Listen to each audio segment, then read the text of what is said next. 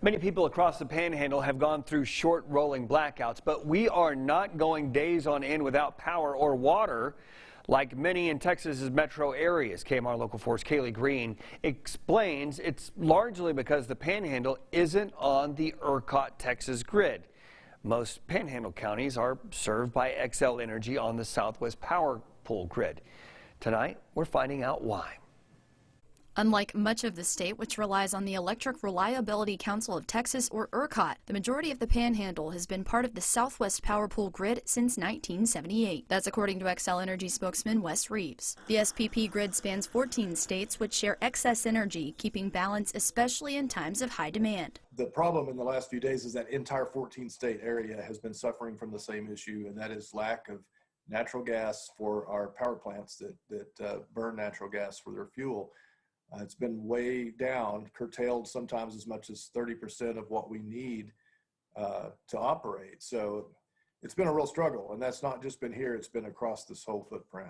During this winter storm, SPP President and CEO Barbara Sugg says while we've had minimal controlled outages, we're not out of the woods. You know, we are still in a situation where across our 14-state footprint, we have higher loads than we would ever have at this time of year. And that presents challenges for us that we are still working through. The Panhandle still needs to conserve electricity, but the situation is not as dire on the SPP grid. When we hear what's going on in the rest of the state, it's really different from what is happening here in the Panhandle. State Representative John Smithy serves on the State Affairs Committee, which oversees electric utilities and consumption.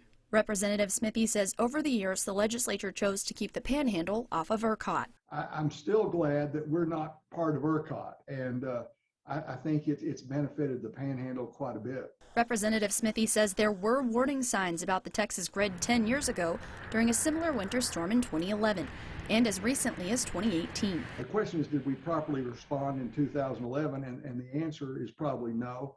It should have been taken a little more seriously.